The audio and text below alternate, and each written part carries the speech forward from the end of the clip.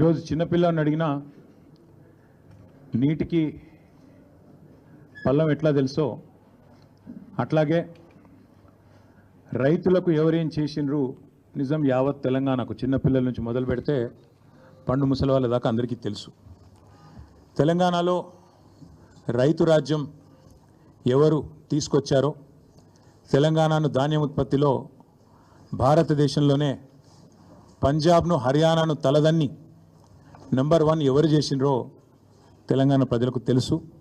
వ్యవసాయాన్ని పండుగగా చేసి మరి 10 ఏళ్ల పాటు అద్భుతంగా వ్యవసాయాన్ని ఫార్మర్ ఫస్ట్ అనే నినాదంతో చివరికి జాతీయ పార్టీగా అవతరించిన అబ్ కీ బార్ కిసాన్ సర్కార్ అనే నినాదంతో రైతు కేంద్ర బిందువుగా ప్రభుత్వాన్ని ఎవరు నడిపినో అందరికీ తెలుసు. తెలంగాణలో ఏ పంటను అడిగినా, ఏ పైరుని అడిగినా, ఏ రైతుని అడిగినా, ఆ రైతు పక్కనే ఉండే ఎద్దుని అడిగినా స్పష్టంగా చెప్తుంది వ్యవసాయాన్ని పండుగగా చేసింది ఎవరు అంటే.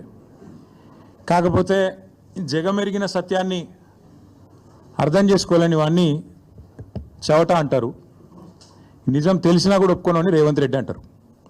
అట్లా అయిపోయింది వాళ్ళ పరిస్థితి. అన్నీ తెలుసు, తెలియదని కాదు, తెలివి తక్కువ అని కాదు, లేదా అర్థం కాదని కాదు, తెలిసి తెలియనట్టు కనబడేదాన్ని చూస్తూ చూడనట్టు నటించేవాడిని రేవంత్ రెడ్డి అనక తప్పదు.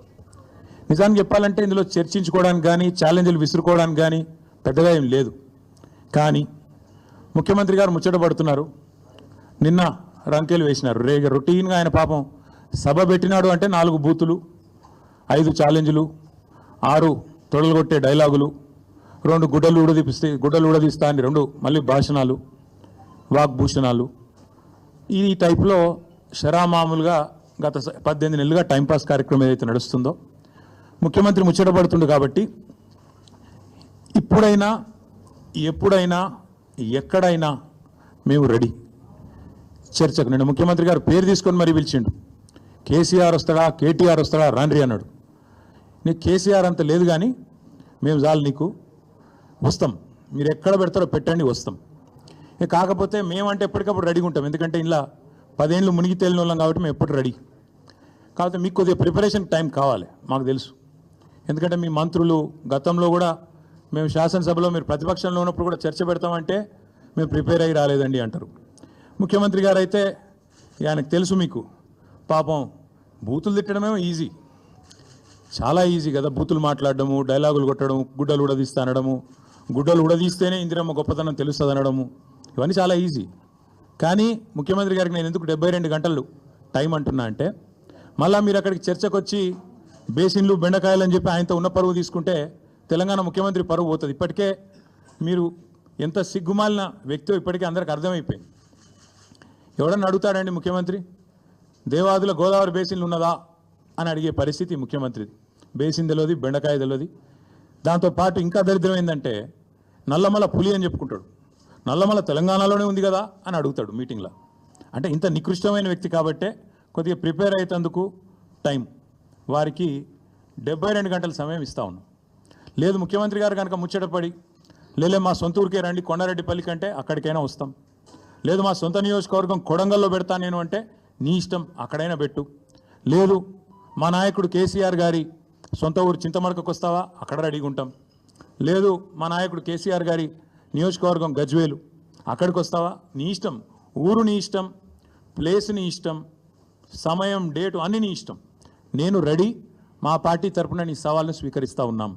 ఇందులో ముఖ్యమంత్రి గారి తరపున, మరి ముఖ్యమంత్రి గారు ఇచ్చిన సవాల్ను పార్టీ తరపున నేను స్వీకరిస్తూ ఉన్నా.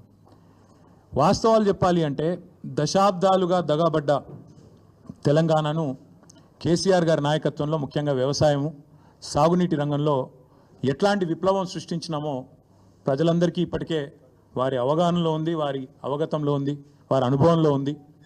అయినప్పటికీ కొన్ని విషయాలు గుర్తు చేయాల్సిన బాధ్యత మా మీద ఉన్నది. ఆనాడు సమైక్య రాష్ట్రంలో తెలంగాణను నీళ్ళు ఇవ్వక ఎండబెట్టినారు కాబట్టే, కరెంట్ ఇవ్వక కాల్చక తిన్నారు కాబట్టే తెలంగాణ ఉద్యమం పుట్టింది. నీళ్లు, నిధులు, నియామకాలు అనే ఒక నినాదంతో ఆనాడు మేము ఉద్యమాన్ని నడిపాం. ఈరోజు ముఖ్యమంత్రి గారు కూడా అదే నినాదంతో పనిచేస్తున్నారు. నీళ్ళేమో ఆంధ్రాకు పంచుతున్నారు, ఆంధ్రాకు పంపుతున్నారు, బనకచెర్ల పేరిట ఇంకో పేరిట నిధులేమో ఢిల్లీకి పంపుతున్నారు. ఇక నియామకాలు మీకు తెలుసు, ఆయన అనుయాయులకు ఆయన తొత్తులకు కొంతమందికి నియామకాలు మాత్రం ఇచ్చుకొని బ్రహ్మాండంగా వాళ్ళతో తెల్లారలేస్తే మమ్మల్ని తిట్టించే కార్యక్రమం మాత్రం చేస్తూ ఉన్నాడు. వాస్తవం ఏంటి అంటే స్వతంత్ర భారతదేశ చరిత్రలో 78 ఏళ్ళ భారతదేశ స్వాతంత్రానంతరం ఏ ప్రభుత్వము కూడా కేసీఆర్ గారి ప్రభుత్వం చేసినంతగా రైతులకు ఎన్నడూ సాహసోపేతమైన కార్యక్రమాలు తీసుకోలేదు అనేది అక్షర సత్యం. రైతు బంధు అనే ఒక విప్లవాత్మకమైన పథకం, ఇది ఇక్కడ అక్కడ కాదు. మొన్న నేను ఆక్స్ఫర్డ్ యూనివర్సిటీకి పోయినా, అక్కడ నేను చెప్తుంటే వాళ్ళే పరిశాన్ అవుతున్నారు. దాదాపు $9 బిలియన్ 70 లక్షల మంది రైతుల ఖాతాల్లో 11 విడతలుగా వేసినాము. Direct benefit transfer farm input program called Rythu Bandhu అని చెప్తుంటే ఆక్స్ఫర్డ్లోని అధ్యాపకులు, ఆక్స్ఫర్డ్లోని అక్కడి విద్యార్థులు కూడా ఇది నిజమేనా అన్నట్టు అబ్బురపడి చూస్తూ ఉన్నారు. తెలంగాణ నేల మీద రైతు రాజ్యం తెచ్చిందే కేసీఆర్ గారు. భారతదేశంలోనే మొట్టమొదటిసారిగా అన్ని రంగాలకు 24 గంటల ఉచిత విద్యుత్తు, 24 గంటల విద్యుత్తు, అందులో ఉచిత విద్యుత్తు రైతులకు ఇచ్చిన మొట్టమొదటి రాష్ట్రం తెలంగాణ, మొట్టమొదటి ముఖ్యమంత్రి భారతదేశ స్వాతంత్రానంతరం కేసీఆర్ గారు మాత్రమే. ఇది నువ్వు అవునన్నా కాదన్నా గింజుకున్నా గిలగిల కొట్టుకున్నా రేవంత్ రెడ్డి గారు, ఇది వాస్తవం నిలిచిపోతుంది. ఇందిరమ్మ రాజ్యం అన్నావు, ఇందిరమ్మ గొప్పతనం తెలవాలంటే గుడ్డలు కూడా తీసుకొట్టాలన్నావు.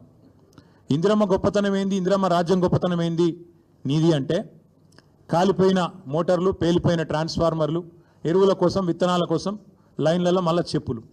నువ్వే చెప్పినావు, నీ పార్టీ చెప్పింది, మా కోటేయండి మార్పు తెస్తాం, ఆనాటి రోజులు తెస్తాం అన్నావు. నిజంగానే తెచ్చినావు.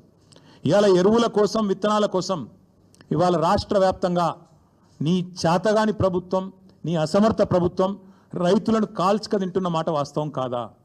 నిన్నగాక మన కొమరం భీం జిల్లాలో అక్కడ సిర్పూర్ అనుకుంటా అక్కడ ఊరు, అక్కడ వేల మంది ఆల్మోస్ట్ యుద్ధాలు చేసే పరిస్థితి ఒక ఎరువు బస్తా కోసం వచ్చిన మాట వాస్తవం కాదా? ఇలా ప్రతి మండలంలో రైతులు ఎరువుల కోసం, యూరియా కోసం ధర్నాలు చేసే పరిస్థితి వచ్చిన మాట వాస్తవం కాదా? మీరు ఎరువుల దుకాణాలకు ఆధార్ కార్డు చూపెడితే ఎకరానికి ఒక బస్తా ఇవ్వాలని చెప్పిన మాట, మీ అధికారులకు ఆదేశం ఇచ్చిన మాట వాస్తవం కాదా? ఎరువులు కూడా పంచే శాతగాని నువ్వు ఇవాళ కేసీఆర్ లాంటి నాయకుడిని పిలిచి చర్చకు రా అని మాట్లాడితే నవ్విపోదురుగాక నాకేమి సిగ్గన్నట్టు ఇంతకంటే హీనమైన పరిస్థితి ఉండదు. అట్లాగే దశాబ్దాలు దగా చేసింది నీ ప్రభుత్వం కాదా? సాగునీటి ప్రాజెక్టులు కట్టకుండా రైతులను ఎండబెట్టి రైతుల ఆత్మహత్యలకు తెలంగాణను కేర్ ఆఫ్ అడ్రస్గా మార్చింది మీరు కాదా? అదే కేసీఆర్ గారు రైతుకు పెట్టుబడి ఇచ్చిండు, ఉచితంగా విద్యుత్ ఇచ్చిండు, చెరువులు నింపే మిషన్ కాకతీయ తెచ్చిండు, చెక్ డ్యాములు కట్టిండు, ఆఖరికి వాగులలో కూడా గోదావరి నీళ్ళని తీసుకొచ్చి పోసి ఒక మాంజీరా వాగులో, హల్దీ వాగులో, కొడెల్లి వాగులో వాగులు నింపిన ఘనత కూడా కేసీఆర్ దా కాదా? ఒక్కసారి గుర్తు తెచ్చుకోమని రేవంత్ రెడ్డి గారిని అడుగుతా ఉన్నా. కరోనా సమయంలో దేశమంతా అతలాకుతలం అవుతుంటే ఆనాడు 7,500 ధాన్యం కొనుగోలు కేంద్రాలు పెట్టి ఆఖరి గింజదాకా కొని రైతులను కంటికి రెప్పలాగా కాపాడుకున్నది కేసీఆర్ కాదా? మార్కెట్ యార్డులకు ఇవాళ ధాన్యం వస్తే ఎక్కడ బోనస్ ఇవ్వాల్సి వస్తుందో అని ఎగ్గొట్టి దాచుకుంటున్నది నీ ప్రభుత్వం కాదా అని నేను అడుగుతా ఉన్నా. అట్లాగే ప్రపంచంలో ఎక్కడన్నా ఉన్నదా రైతు బీమా? ఒక రైతు చనిపోతే 5 లక్షల బీమా ఇచ్చే సంస్కారవంతమైన ప్రభుత్వం ఈ భారతదేశంలో కాదు ప్రపంచంలో ఎక్కడన్నా ఉందా?